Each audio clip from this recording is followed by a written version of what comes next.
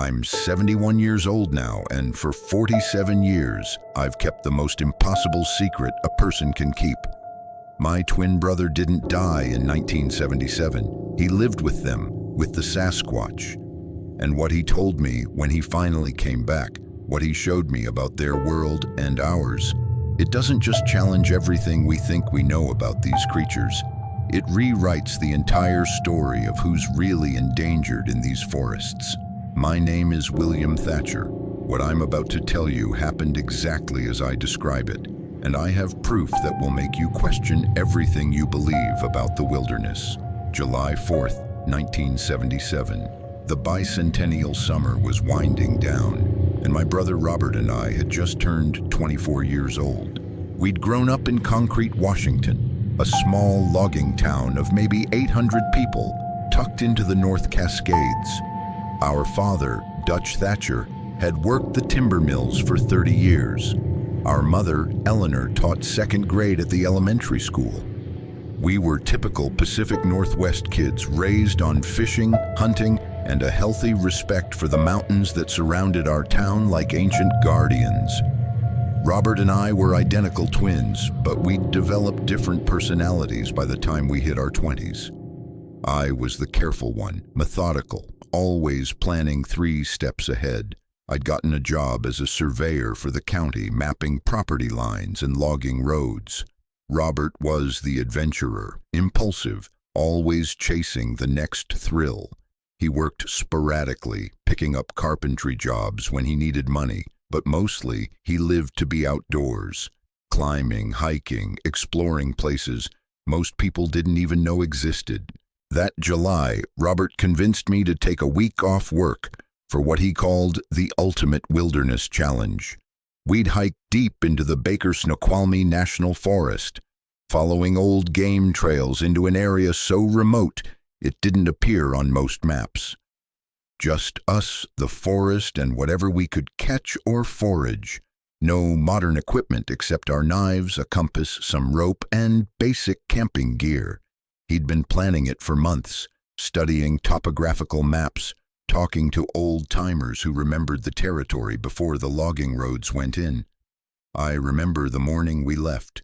Mom made us breakfast, pancakes and bacon, and I could see the worry in her eyes even though she tried to hide it behind her usual cheerfulness. "Your father and I expect you boys back in 7 days," she said, pointing her spatula at us for emphasis. "Not 8, not 9, 7. You hear me?" "We hear you, Ma," Robert said, grinning that wild grin of his. "We'll be back before you know it. Probably get bored after 3 days, anyway." Dad drove us to the trailhead in his Ford pickup, the bed loaded with our backpacks. He was a man of few words, but when we got to where the pavement ended and the forest began, he grabbed both our shoulders. "You boys watch out for each other," he said. "Those mountains don't care how tough you think you are." Robert and I looked at each other and laughed. We'd been hiking these mountains our whole lives. We knew what we were doing. We started hiking around 8 in the morning, following a maintained trail for the first few hours, before Robert led us off onto what he claimed was an old Native American route. The forest changed as we went deeper. The Douglas firs grew taller, their trunks so wide 3 men couldn't link arms around them. The undergrowth became denser, salal and sword ferns creating walls of green on either side of the narrow path. By the 3rd day, we'd left all traces of human activity behind. No trail markers, no distant sound of logging equipment, no airplane contrails in the sky. Just the pure, untouched wilderness that had existed here for thousands of years. We made camp beside a creek that ran so clear you could count the pebbles on the bottom. That night, sitting by our fire, Robert was more excited than I'd seen him in months. "This is it, Billy," he said, using the nickname only he still called me. "This is what life's supposed to be. Not sitting in some office, not following someone else's rules, just us and the wild. Makes you feel alive, doesn't it?" I had to admit he was right. There was something intoxicating about being so far from civilization, about relying entirely on our own skills to survive.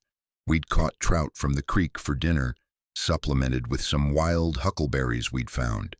The stars overhead were so bright and numerous they looked fake, like someone had splattered white paint across black canvas. The fourth day started normally. We broke camp at dawn, filtered water from the creek, and started hiking northeast, following what Robert insisted was a game trail, though I could barely see it. The terrain grew more challenging, climbing steadily into higher elevations. We crossed scree fields where loose rock shifted under our boots, navigated around deadfall so massive it must have been lying there since before the Pilgrims landed. Around midday, we stopped for lunch in a small clearing. That's when Robert noticed something that made him freeze mid-bite of his jerky. "Billy," he said quietly, "look at that tree." I followed his gaze. About 20 yards away, a massive cedar had what looked like deliberate markings on its trunk, not carved, but stripped. Long vertical marks where the bark had been peeled away in a pattern too regular to be natural. "What do you think did that?" I asked. Robert approached slowly, running his hand over the marks. They were high, maybe 8 feet off the ground, and the stripped sections revealed wood that looked fresh, maybe only a few weeks old. "Bear, maybe," I suggested, but I didn't believe it even as I said it. The pattern was wrong for a bear. Too systematic. "No," Robert said, his voice strange. "I've seen markings like this before. In a book about," he paused, "about Sasquatch." I laughed, but it came out hollow. "Come on, Rob, you're not seriously suggesting—" "I'm not suggesting anything," he interrupted, "just saying what I saw. These territory markers. This is exactly what they described." We stood there for a few minutes studying the tree, and I realized the forest had gone silent. No bird calls, no squirrels chattering, not even the buzz of insects. Just an oppressive quiet that made my skin prickle. "We should keep moving," I said, suddenly wanting to be anywhere but that clearing. Robert nodded slowly, still staring at the tree. Yeah, we should." We hiked for another 3 hours, but something had changed. The forest felt different, felt watched. I kept catching movement in my peripheral vision, shadows that disappeared when I turned to look directly at them. Robert noticed it too. I could tell by the way he kept checking behind us, the way his hand kept drifting to the hunting knife on his belt. We made camp early that evening, finding a spot with good sight lines in all directions, our backs to a rock face. We built a fire bigger than we needed, feeding it constantly as the light failed. Neither of us said much. We just sat there, listening to the sounds of the night forest, jumping at every snapped twig and rustled branch. I took the first watch while Robert tried to sleep, though I could tell from his breathing he wasn't having much success. Around 11, I was starting to think we'd let our imaginations run wild when I heard it. A sound unlike anything I'd encountered before. It started low, almost subsonic, a rumbling that I felt in my chest before I actually heard it. Then it rose in pitch, becoming a howl that echoed through the valley, bouncing off the mountains until it seemed to come from everywhere at once. Robert was on his feet instantly, knife in hand. "What the hell was that?" "I don't know," I said, feeding more wood into the fire. The flames were suddenly our only comfort, a small sphere of light in an ocean of darkness. "Could be a wolf. Could be—" "It's not a wolf," Robert cut me off. "You know it's not a wolf." The sound came again, closer this time, and I realized it wasn't coming from one direction. There were multiple sources calling and responding to each other, a conversation happening in the darkness around us. "We need to leave," I said, already starting to pack my gear. "Now, Rob, we need to get out of here." "And go where?" Robert demanded. "We're 2 days from the nearest trail, 3 days from the truck. You want to stumble around in the dark?" He was right, and we both knew it. So we sat there, backs against the rock, feeding the fire, clutching our knives like they'd make any difference, and listening to those impossible sounds circle our camp. The vocalizations went on for what felt like hours, sometimes close, sometimes distant. I counted at least 5 distinct voices, maybe more. And as the night wore on, I became convinced they weren't random animal sounds. There was structure to them, pattern. They were communicating. Dawn came eventually, as it always does, and with the light, the sounds stopped. We packed our camp in silence, both exhausted from a night without sleep. The plan was obvious without needing to discuss it. We were heading back. The adventure was over. But when we tried to retrace our path, we discovered something that made my blood run cold. The trail we'd followed the day before, the subtle game trail that Robert had been so confident about, it was gone. Or rather, it led somewhere different. Landmarks I remembered, a distinctive lightning-struck snag, a boulder shaped like a tooth. They weren't where they should be. "This doesn't make sense," Robert said, staring at his compass. "We came from the southwest. That's where we need to go. But everything looks wrong. We hiked for hours, trying to find something familiar, but the forest seemed to have reorganized itself overnight. Every direction looked the same, endless ranks of ancient trees and impenetrable undergrowth. By mid-afternoon, we had to face the truth. We were lost. That's when we saw it, both of us at the same time. About 100 yards ahead, partially obscured by trees, a figure stood watching us.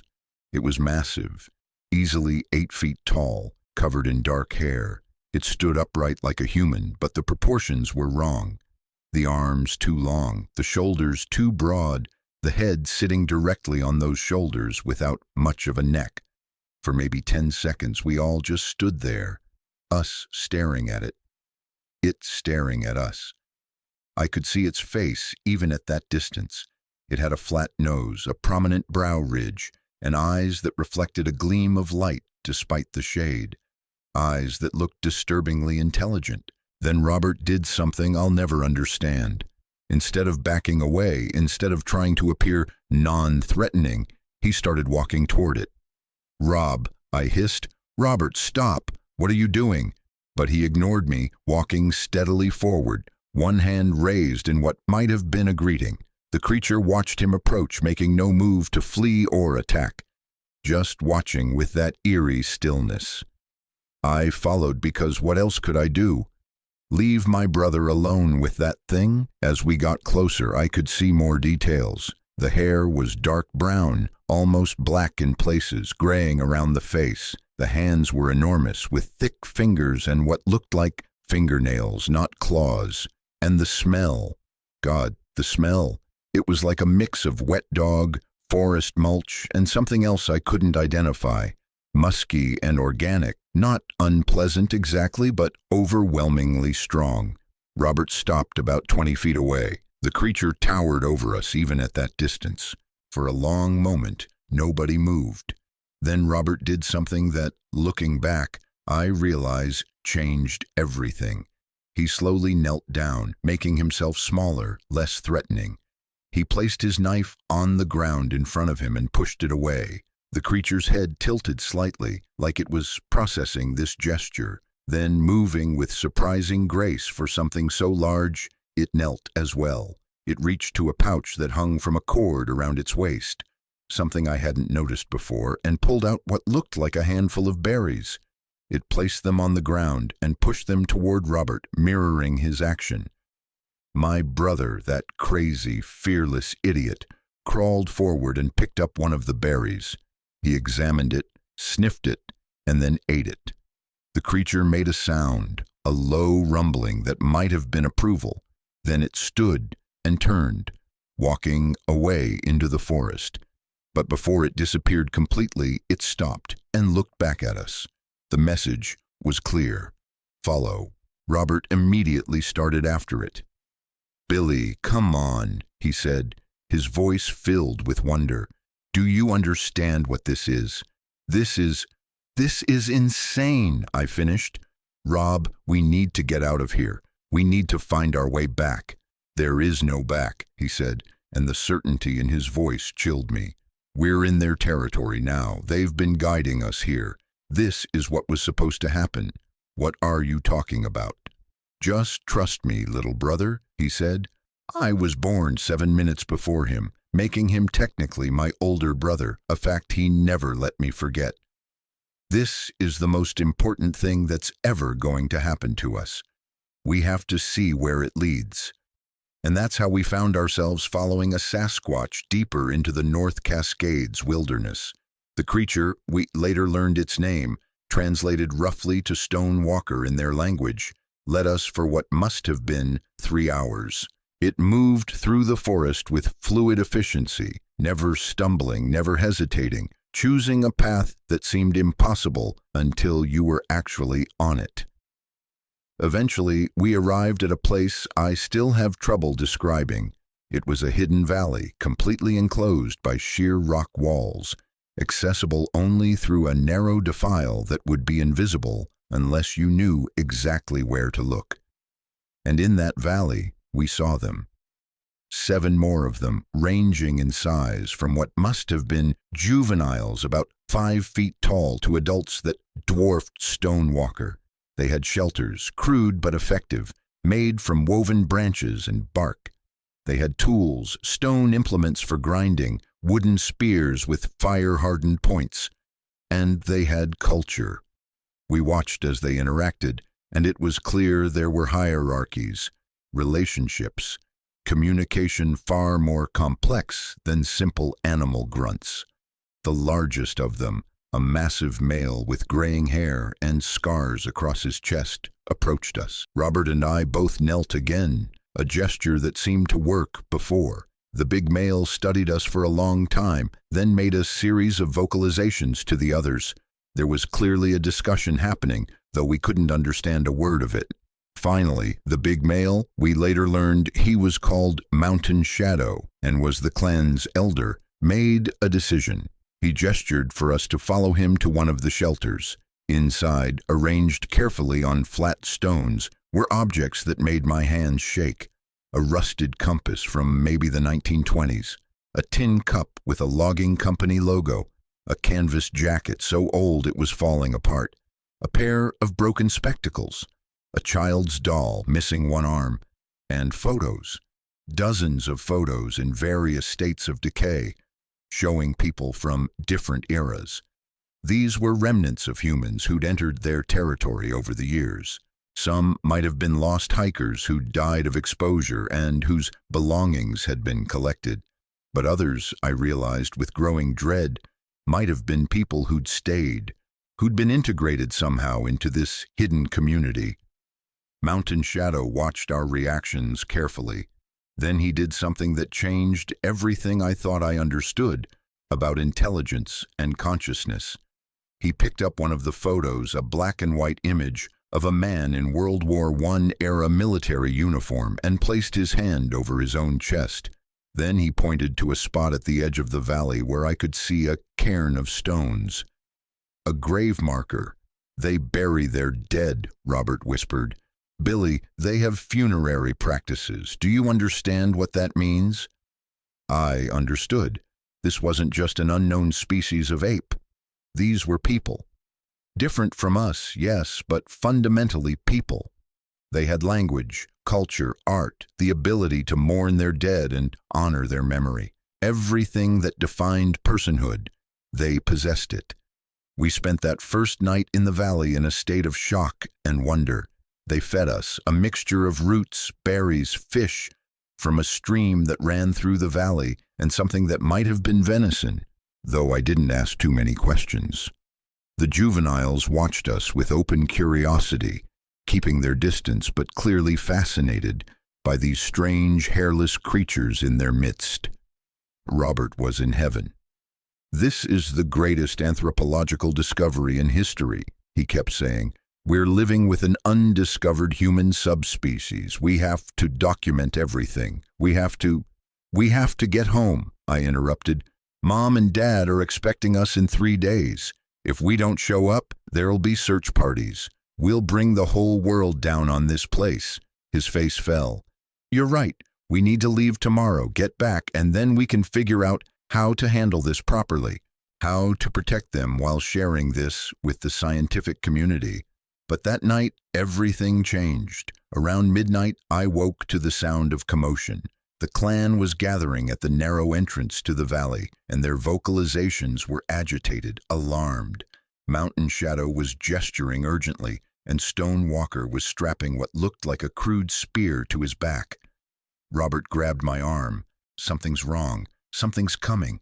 We joined the group at the entrance, and that's when we smelled it. Smoke, not campfire smoke, forest fire smoke, thick and acrid, carried on a wind that had shifted to blow directly toward the valley. One of the younger males scaled the rock wall with terrifying speed and agility, reaching a vantage point where he could see beyond the valley. He called down a series of urgent vocalizations that needed no translation. The fire was close and getting closer. What happened next is burned into my memory with perfect clarity. The clan began a coordinated evacuation.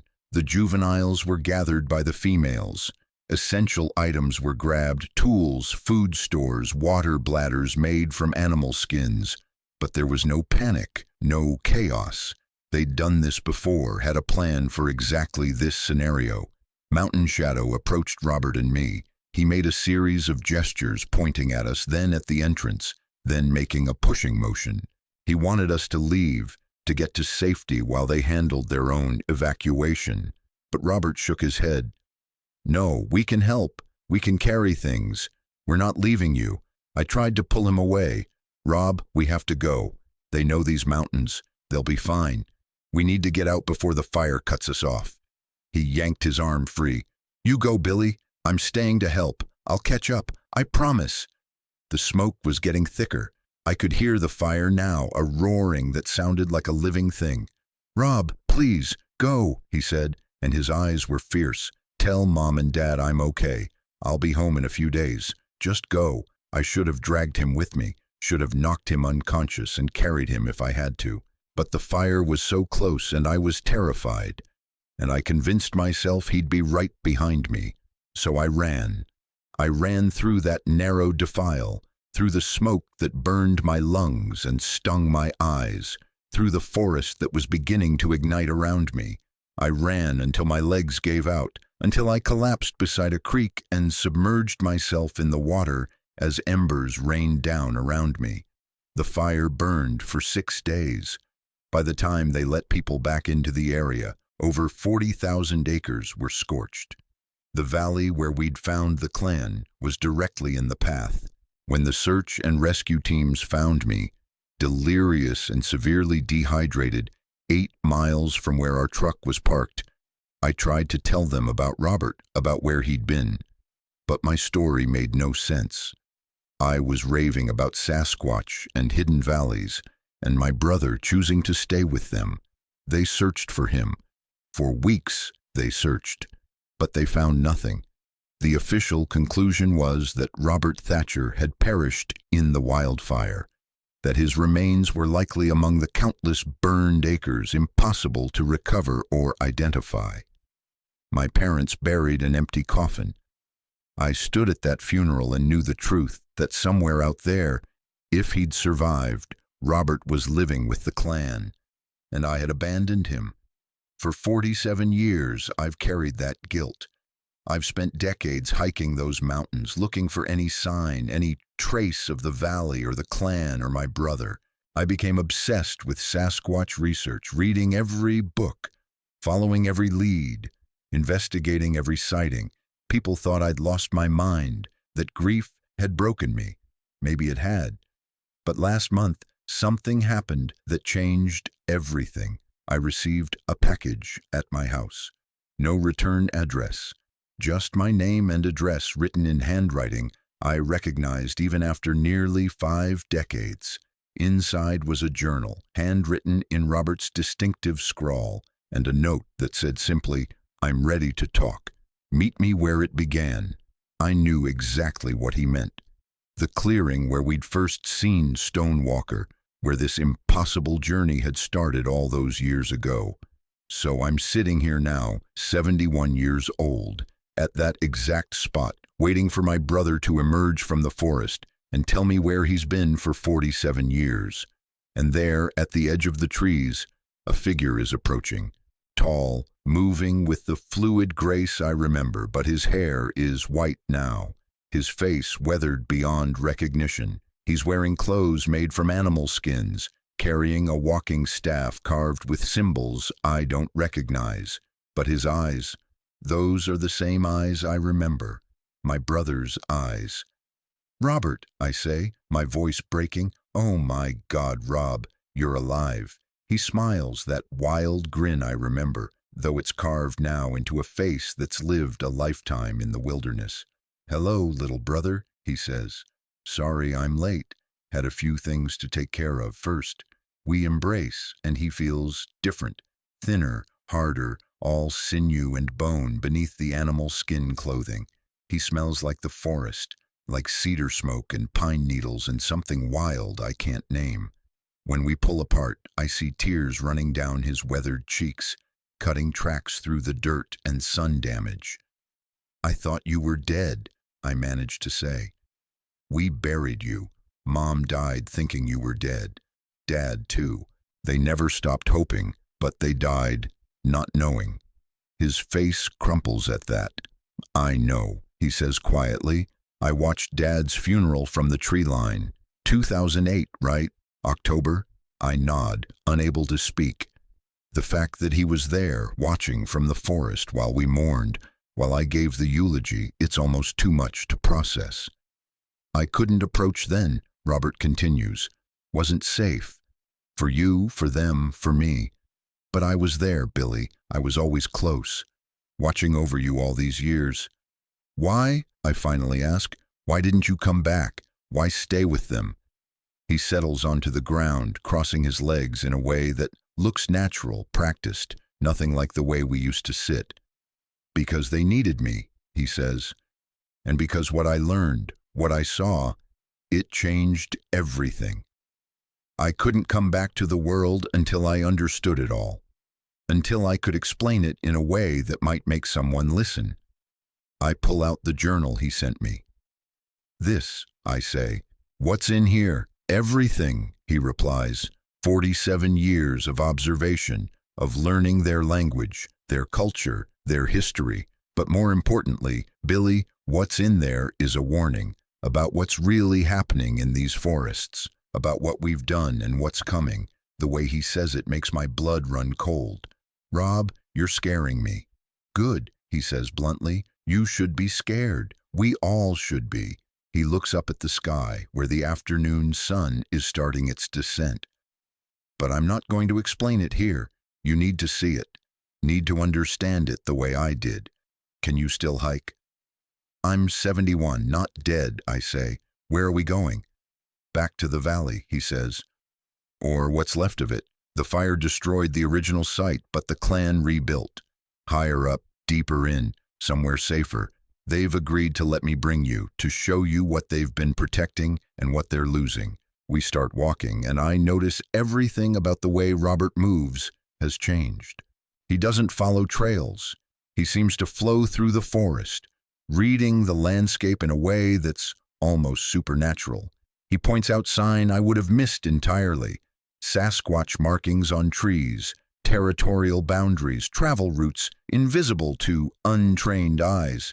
"How many are there," I ask, "of them in these mountains?" Robert is quiet for a moment. "When I first joined the clan in 77, he says, there were probably 200 individuals across the entire Cascade Range. Now, maybe 40, 50 if we're lucky."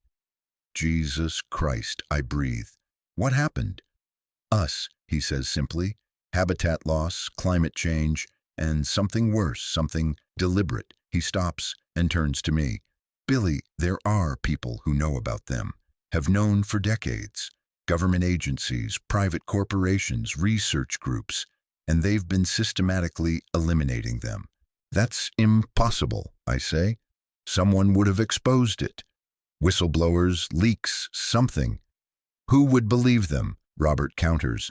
"I'm living proof of contact, and I couldn't risk coming forward because I'd either be dismissed as crazy or I'd lead the wrong people directly to the clan." the perfect cover for a genocide, is that the victims aren't supposed to exist.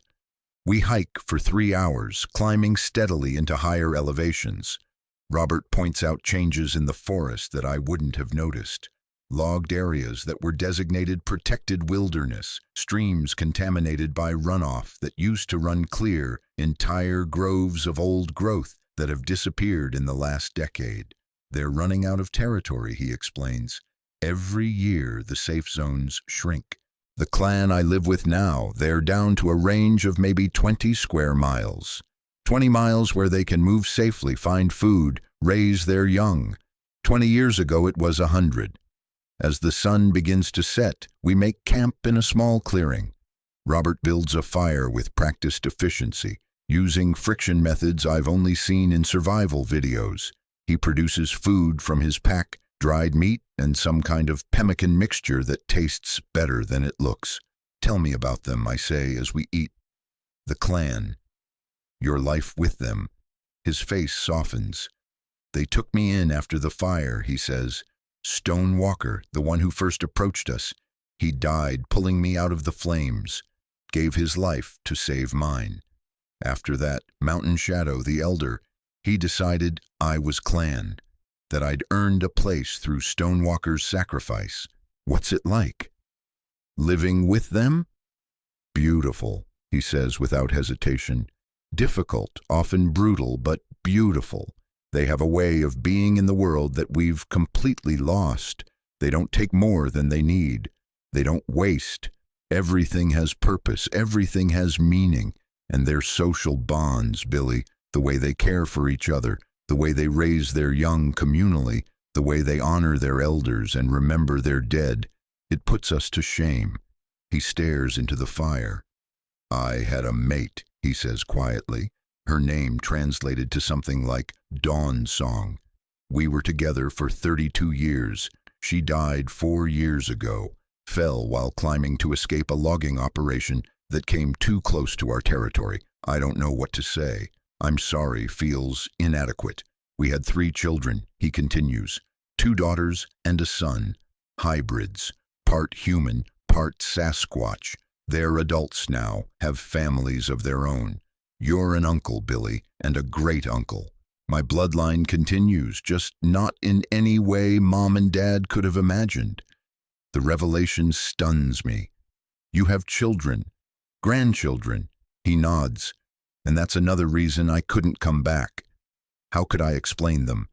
How could I protect them from a world that would want to study them, dissect them, turn them into specimens? We sit in silence for a while, the fire crackling between us. Finally, I ask the question that's been gnawing at me. Why now, Rob? Why reach out after all this time? Because we're out of time, he says, and the weight in his voice is crushing. The clan elders, the few that remain across all the territories, they've been communicating, coordinating, and they've made a decision. They're going to reveal themselves. What? I sit up straight. When? How? Soon, he says. Within the year. They've realized that hiding isn't working. They're dying out anyway, slowly, quietly, invisibly. So they're going to force the issue. Make contact on their terms before they're too few to matter. That's suicide, I say.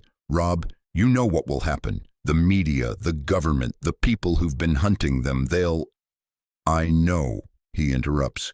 That's why I need you. They need human allies, people who can speak for them, advocate for them, help them navigate the insanity that's coming. And I thought, who better than my brother? The surveyor, the map maker, the careful planner, the one who always thought 3 steps ahead. I shake my head. I'm an old man, Rob. I don't have influence or power or... You have something better, he says. You have the truth. And you have me. Together we can make people understand what's at stake, not just for them, but for us. Because when they go extinct, and they will if nothing changes, we'll have lost something irreplaceable. A mirror that shows us what we could be, what we've abandoned in our rush to conquer and consume. The fire burns down as the night deepens around us. Above, the stars wheel in their ancient patterns, indifferent to the drama playing out below. Somewhere in the darkness, I hear an owl call. Somewhere farther away, something large moves through the underbrush. Tomorrow, Robert says, standing and stretching, you'll meet them, the clan. And you'll understand why this matters, why they're worth saving. Get some sleep, little brother. You're going to need it. I lie down on the bedroll Robert has provided, staring up at the canopy overhead. My brother, who I mourned for 47 years, is alive. He has a family, a life, a purpose that took him so far from humanity, he might as well have become a different species, and tomorrow I'm going to meet his world. Going to see the Sasquatch not as myths or monsters, but as people, as family. Sleep doesn't come easily, but eventually, exhaustion wins. My last thought before unconsciousness takes me is a memory of Robert and me as children, climbing trees in the forest behind our house, pretending to be explorers discovering new worlds. He found his new world, and now he's bringing me into it. And then he sits down across from me and begins to tell me a story that will shatter everything I thought I knew about the Sasquatch, about the forests, about the true relationship between their kind and ours. What he tells me isn't about undiscovered apes or missing links. It's about a war that's been waging in silence for centuries. A war we're losing without even knowing we're fighting. And the most terrifying part is that the Sasquatch aren't the enemy. We are. I wake to the smell of coffee, real coffee, and for a moment I think I'm back home, that everything that happened yesterday was a dream. Then I open my eyes and see Robert crouched beside a small fire, pouring dark liquid from a battered tin pot into 2 cups. Managed to trade for some beans at a ranger station last month, he says, seeing me awake. Figured you'd need some civilization this morning before we head deeper in. I sit up, every muscle in my body protesting. I'm not 24 anymore, and sleeping on the ground proves it. Robert hands me a cup, and the coffee is strong enough to strip paint, but it's exactly what I need. How far? I ask. Another 4 hours, he replies, maybe 5 at our pace. The valley is hidden better now. After the fire, they learned, made it almost impossible to find unless you know exactly where to look. We break camp efficiently, Robert moving with practiced ease while I fumble with modern camping gear that suddenly seems overcomplicated compared to his simple setup. As we start hiking, the terrain becomes more challenging immediately. We're climbing now, following what Robert insists is a path, though I can barely see it. You've been with them for 47 years, I say, breathing hard as we ascend a steep slope. That's longer than most marriages, longer than most people spend in their careers. How did you adapt? How did you survive those first years? Robert is quiet for a moment, his eyes scanning the forest around us with that constant vigilance I've noticed. The first year nearly killed me, he finally says. Not physically, though, that was hard enough. Mentally. I'd watch the seasons change and think about Mom making her pot roast for Sunday dinner, about Dad watching the Seahawks, about you going to work, living your life, moving on. The isolation was crushing, but you stayed. I stayed because leaving would have killed them, he explains. By the time I was physically capable of finding my way out, I'd learned enough of their language to understand the danger they were in. Mountain Shadow told me about the hunters, the ones who weren't looking for game. What hunters? Robert stops walking and turns to face me. In 1979, 2 years after I joined the clan, a team came into these mountains. 4 men, heavily armed with equipment that was way beyond what any normal hunting party would carry. Thermal imaging, night vision, tranquilizer guns. They weren't trying to prove Sasquatch existed. They already knew. They were trying to eliminate them. How do you know this? Because the clan captured one of them, Robert says bluntly. Kept him alive long enough to understand why they'd come. He was former military, contracted by a private corporation. He had a list, Billy, coordinates of known Sasquatch territories across the Pacific Northwest, and orders to exterminate them quietly, make it look like natural deaths or animal attacks. Jesus Christ. They let him go eventually, Robert continues as we start walking again. Stripped him of his gear, took him to the edge of their territory, and turned him loose. Figured the message would be clear. Stay out. But it didn't work. The teams kept coming. Different faces, same goal. Over the years, I've seen 6 attempts to infiltrate or attack Sasquatch territories. The clan has gotten good at detecting them, evading them, but each time they have to move, shrink their range, lose more ground. Who's sending these teams? Who wants them dead? That's what I spent 20 years trying to figure out, Robert says. And the answer is complicated. There's no single villain, no evil corporation or government conspiracy. It's worse than that. It's a combination of interests. Logging companies that want access to old-growth forests, mining operations looking for rare earth minerals, real estate developers eyeing wilderness areas, and government agencies that see the Sasquatch as a liability, a potential scandal, an inconvenient truth that contradicts official policy. We hike in silence for a while, processing this. The forest around us is breathtakingly beautiful, shafts of morning sunlight filtering through the canopy, creating cathedral-like spaces among the massive trees. It's hard to imagine this place as a war zone, but Robert's words have reframed everything I'm seeing. Around midday, we stop for lunch beside a stream. Robert produces more of that pemmican, along with some kind of dried fruit that tastes like huckleberries. As we eat, he tells me more about his life with the clan. They have a calendar system, he says, based on lunar cycles and seasonal markers. They track time differently than we do, not in years, but in generations. They remember events from hundreds of years ago, because their oral tradition is so precise.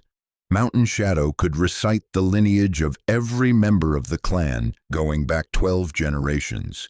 He knew stories about the first Europeans who came to these mountains, about Lewis and Clark, about the gold rushes and the logging booms. Did they have encounters back then with early settlers? More than you'd think, Robert replies. But they learned quickly, learned that contact with humans meant death, disease, violence, displacement. So they developed a policy, complete avoidance, no exceptions.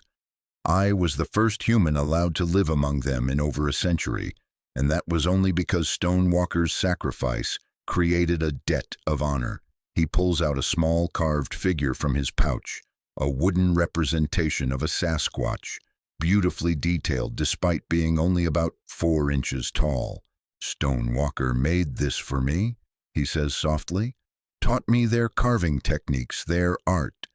They have creation myths, Billy. Stories about how the world was made, about their place in it. They have music, songs passed down through generations. They have humor, games the young ones play. They're not animals. They're a culture, a civilization that chose a different path than we did.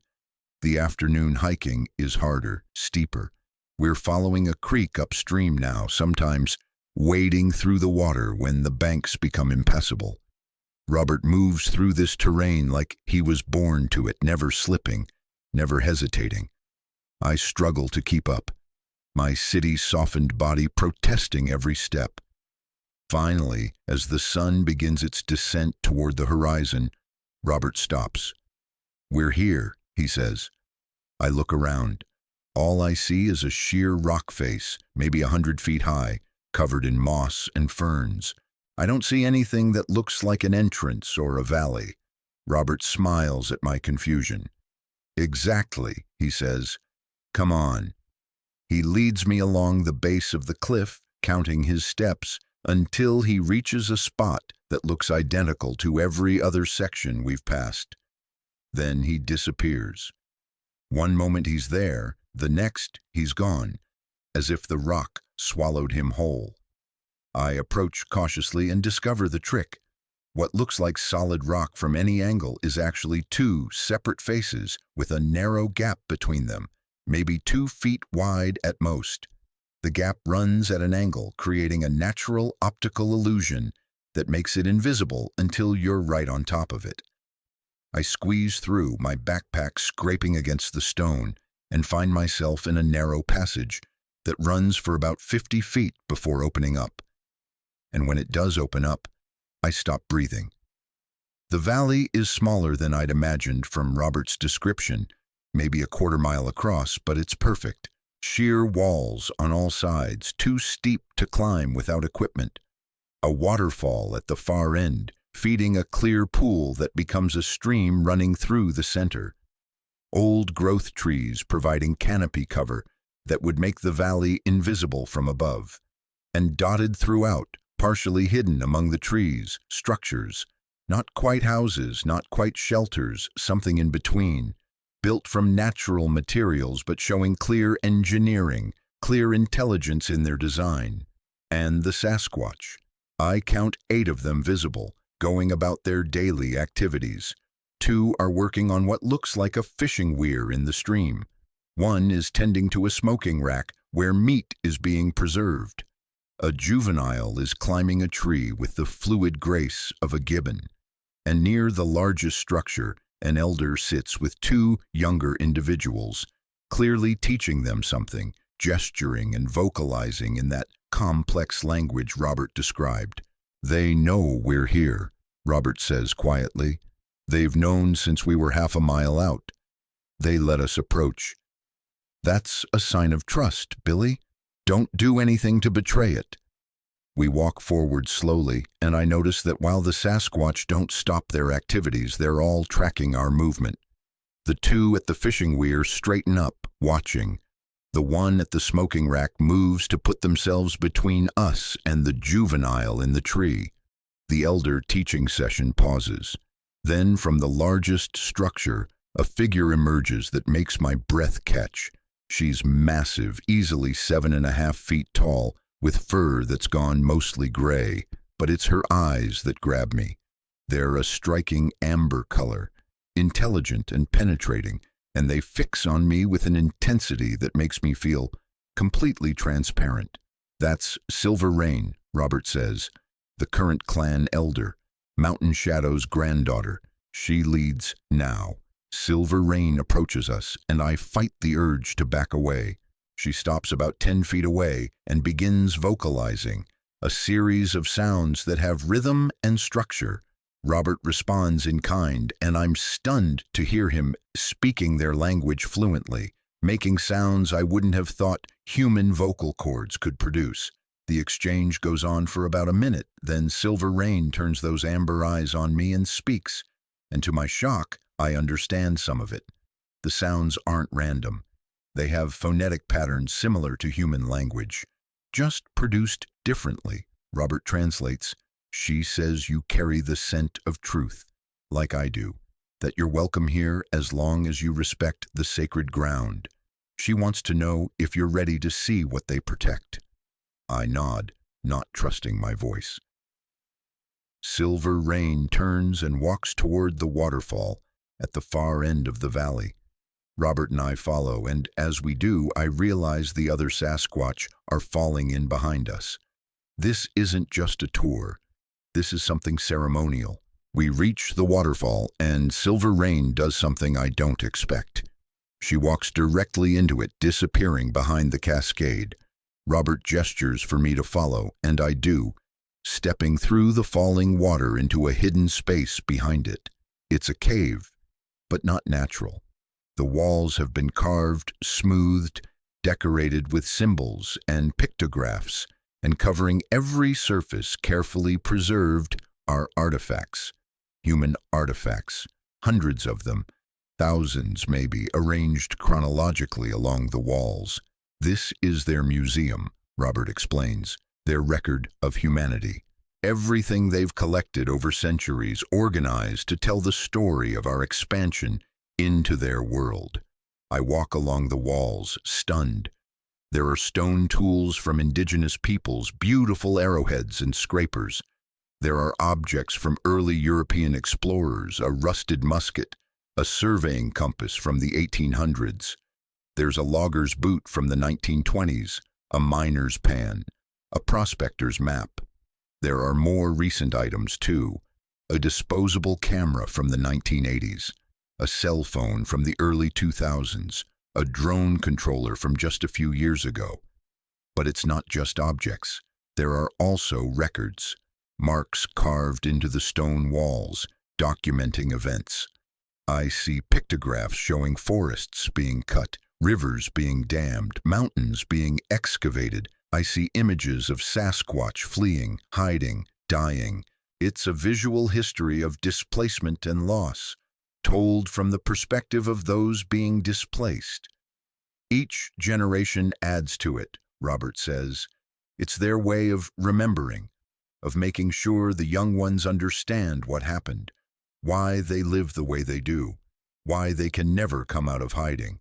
There's a section near the back that's different, more recent. The pictographs here are more detailed, more disturbing. They show humans in modern clothing, carrying weapons. They show Sasquatch being hunted, killed. Some of the images are accompanied by dates carved into the stone. This is the war you mentioned, I say. Robert nods grimly. Every confirmed kill, every attack, every territory lost. They document it all. Look at the progression. In 1977, when I joined them, there were maybe 3 or 4 incidents a year. Now look at the last decade. I count. The recent years show dozens of marks per year, an acceleration that's terrifying in its implications. They're not just being pushed out, Robert says. They're being actively eliminated, and it's getting worse. Silver Rain begins vocalizing again, and this time her tone is different. Sadder, heavier. Robert listens, his face darkening. She's telling you about her daughter, he translates. Dawn Singer, my mate. She says Dawn Singer died trying to protect a birthing ground. A female was giving birth when a logging crew came too close. Dawn Singer tried to scare them off, to draw them away. They shot her. She fell 70 feet and died on impact. The baby was born anyway, but it was premature. Lived for 3 days before it died too. Jesus, I breathe. I'm so sorry. Silver Rain continues speaking, and Robert's voice cracks as he translates. She says they've lost 11 members of the clan in the last 7 years. 11 out of a population that was already dangerously small. She says at this rate, the clan will be extinct within a generation, and they're not unique. Other clans are dying out even faster. Some are already gone, their territories empty, their knowledge lost. The weight of it settles over me like a physical thing. This isn't just an ecological tragedy or an anthropological loss. This is genocide. Slow, quiet, deniable genocide against people who have no voice, no advocates, no legal standing because officially they don't exist. Why are you showing me this? I ask. What do you want me to do? Silver Rain approaches me directly, close enough that I can feel the heat radiating from her massive body. She places one enormous hand on my chest, over my heart, and speaks directly to me. I don't need Robert to translate. The meaning is clear in her eyes, in the gesture, in the weight of her presence. She's asking me to bear witness, to take this knowledge back to the human world, to fight for them when they reveal themselves, to help them survive what's coming. I'll try, I say, my voice barely a whisper. I'll do everything I can. Silver Rain removes her hand and makes a gesture that I've seen before in documentaries about gorillas. She's acknowledging me, accepting me. Then she turns and walks out of the cave, and the other Sasquatch follow. Robert and I stand alone in the museum, surrounded by the material evidence of human expansion and Sasquatch contraction. The story these walls tell is undeniable and damning. There's more you need to know, Robert says. Come on. We exit the cave and follow the clan to the center of the valley, where they're gathering around a large flat stone. It looks like a meeting place, a forum. Silver Rain sits at one end, and the others arrange themselves in what I realize is a hierarchy based on age and status. Robert and I sit at the edge, observers to whatever is about to happen. Silver Rain begins speaking, and this time multiple clan members respond, creating a discussion. Robert translates and whispers. They're debating the plan, he says, the decision to reveal themselves. Silver Rain is arguing that they have no choice, that hiding has failed, that if they don't act, they'll die in silence and their extinction will go unnoticed. One of the younger males, a massive individual with dark fur, responds. Robert translates, he's saying it's suicide, that humans will capture them, study them, exploit them, that revealing themselves will only accelerate their extinction. An older female speaks next, her vocalization slower, more measured. She's saying they've survived this long by adapting. Robert translates that this is another adaptation, that they need human allies if they're going to survive in a human-dominated world. The debate continues for over an hour, and I'm struck by how sophisticated it is. They're not just making emotional arguments, they're analyzing risks, discussing strategies, considering long-term consequences. This is political discourse, legislative debate, the kind of reasoned discussion that would be at home in any human parliament. Finally, Silver Rain speaks again, and her tone indicates a decision has been made. Robert's translation confirms it. She says the vote is to proceed. They'll make contact within 6 months.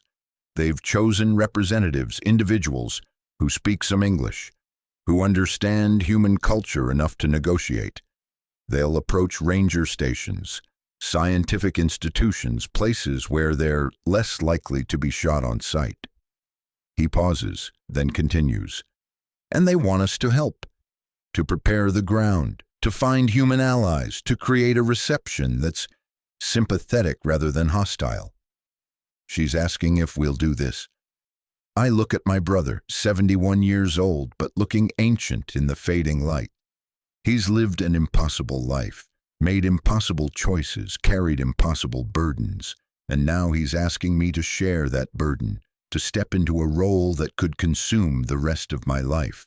But as I look around the valley, at these magnificent beings who've survived against all odds, who've maintained their culture and their dignity despite everything we've done to them, I know there's only one answer I can give. Yes, I say, I'll help, whatever it takes. Silver Rain nods, a gesture so human it's startling. Then she begins speaking again, and Robert's face goes pale as he translates. She says there's one more thing I need to know, one more truth that will make the situation clear. She's going to show me the dead zones. What are the dead zones? I ask. Places where clans used to live, Robert says quietly. Places that are now empty. She wants you to understand the scale of what's been lost. We set out the next morning, just Robert, Silver Rain, and me. The other clan members stay in the valley, and I understand why. This journey is dangerous, takes them outside their safe territory. Silver Rain is taking an enormous risk to show me this. We hike for 3 hours, moving through terrain that becomes progressively more scarred. I see logged areas that were supposed to be protected wilderness. I see roads carved into mountainsides that weren't there on any map I'd surveyed. I see the marks of mineral exploration, the scars of off-road vehicles, the detritus of human encroachment.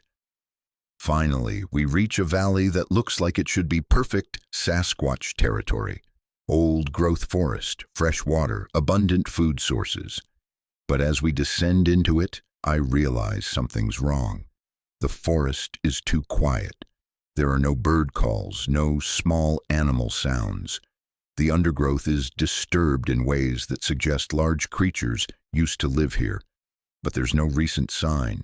Silver Rain leads us to a series of stone cairns, clearly built by Sasquatch hands. They're grave markers, I count 15 of them. Robert's voice is hollow as he explains. This was the Cedar Valley clan, 43 members in the early 90s.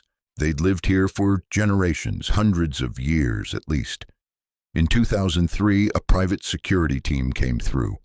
They used poison, Billy, contaminated the water source with something that caused organ failure. By the time anyone realized what was happening, it was too late. 15 graves, I say. What happened to the rest? Scattered, Robert replies. Some joined other clans. Some tried to survive on their own and probably didn't make it. A few might still be out there somewhere, alone, slowly dying. This clan's knowledge, their songs, their unique cultural practices, all gone, extinct. We visit 2 more dead zones that day. Each one tells a similar story. Thriving communities reduced to empty graves and abandoned territories. The Cumberland Ridge clan, wiped out by a disease introduced deliberately, according to Silver Rain's account. The Black Peak clan, killed when their valley was flooded to create a reservoir that was never completed and later abandoned. By the time we return to Silver Rain's valley, I'm emotionally destroyed. I've spent my life as a surveyor, mapping human expansion, and I never once considered what was being displaced, what was being lost. I've been complicit without knowing it, a cog in a machine of destruction that operated invisibly because its victims were invisible. That night, sitting around the clan's communal fire, I asked the question that's been gnawing at me. How do we stop this? How do we protect them when they reveal themselves? Robert stares into the flames. That's what I've been trying to figure out for 20 years, he says. The truth is, I don't know if we can. Even if we get public support, even if we get legal protections, the forces arrayed against them are massive. There's too much money at stake, too many interests that benefit from their extinction. So what? We just watch them die? No, he says firmly, we fight. We expose every dead zone, every attack, every incident. We make it impossible to deny what's happening. We create such a public outcry that eliminating them becomes politically untenable. We turn them into a cause, a symbol. We make their survival a moral imperative. And if that doesn't work, then we've tried, he says. And trying is better than silence, better than letting them disappear without anyone knowing they were here. I spend 3 more days with the clan, learning their routines, their culture, their language. Robert teaches me basic phrases, helps me understand their social structure. I meet his children, these impossible hybrid beings who carry both human and Sasquatch genes. They're beautiful and strange, walking the line between 2 worlds, belonging fully to neither. Robert's oldest daughter, whose name translates roughly to morning light, speaks some English. She tells me about growing up knowing her father was different, was human, but never fully understanding what that meant until she was older. Do you ever want to see the human world? I ask her. She considers this carefully. I'm curious, she admits, but also terrified. The stories we hear, the things my father tells us, the violence, the destruction, it's hard to imagine wanting to be part of that. Not all of it's bad, I say. There's beauty too. Art, music, literature, acts of kindness and courage. She smiles, and the expression is haunting because it's so human on a face that's decidedly not. My father says the same thing, she says. He says humans have the capacity for great good and great evil, that the challenge is nurturing the good and restraining the evil. That's what makes it hard. With us, our nature is clear. We are what we are. But humans, you're always choosing, always fighting yourselves. On my last night in the valley, Silver Rain calls a gathering. The entire clan assembles, and she speaks at length. Robert translates, his voice thick with emotion. She's thanking you, he says, for coming, for listening, for agreeing to help. She says you've been given a sacred trust, the knowledge of their existence, the understanding of their struggle. She says many humans have had this knowledge over the centuries, but most chose to exploit it or ignore it. She's hoping you'll be different. I will be, I promise, speaking directly to Silver Rain, even though she can't understand my words. Robert translates and she nods. Then she says something that makes Robert pause, his face unreadable. What? I ask. What did she say? She wants to give you a name, he replies. In their tradition, names are earned through deeds, through character. She's naming you Keeper of Truth. It's an honor, Billy, and a burden. It means you're responsible now for telling their story accurately, completely, with all the weight it deserves. I accept, I say, and I feel the weight of it settle onto my shoulders, alongside all the other weight I've accumulated over these days. The next morning, Robert and I begin the long hike back to civilization. We walk in silence for hours, both lost in thought. Finally, as we near the tree line where we'll part ways, I ask him the question I've been avoiding. Are you coming back with me? To the world? He shakes his head. My life is here now, Billy. With the clan, with my children and grandchildren. I'll help coordinate from this side, make sure the clans are prepared for contact. But I can't leave them. Won't leave them. They need me. I understand, I say, though it breaks my heart. When will I see you again? When they make contact, he replies. I'll be there, helping facilitate, making sure both sides understand each other. Until then, we'll communicate. I'll leave messages at dead drops, use intermediaries. You won't be alone in this. We embrace one final time, and I memorize the feel of my brother, alive, real, here.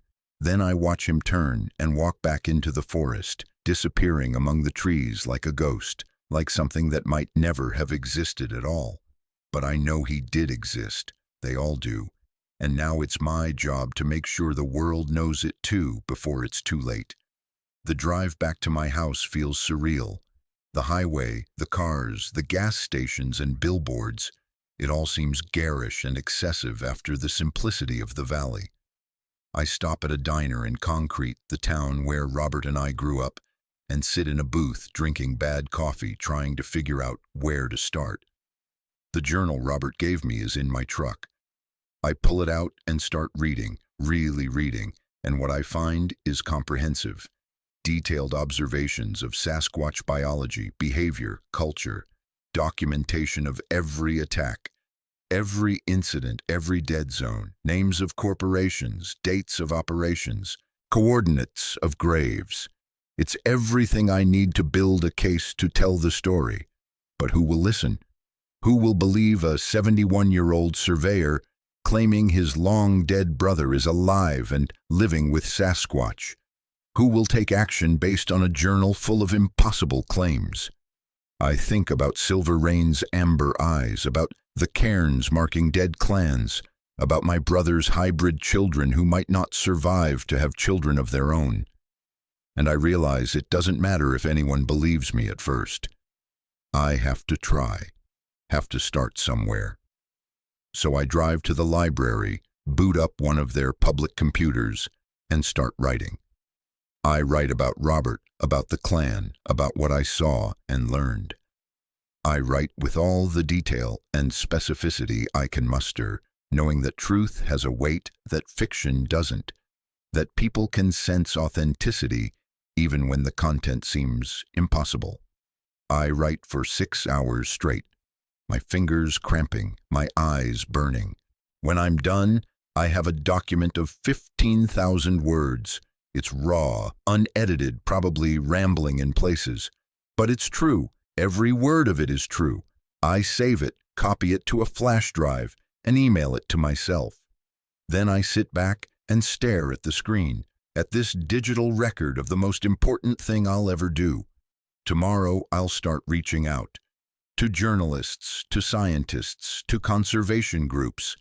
I'll find people who are ready to listen, who have the courage to investigate. I'll build a network of allies, human advocates for the Sasquatch cause. And when the clans make contact, when they step out of the shadows and reveal themselves to the world, we'll be ready.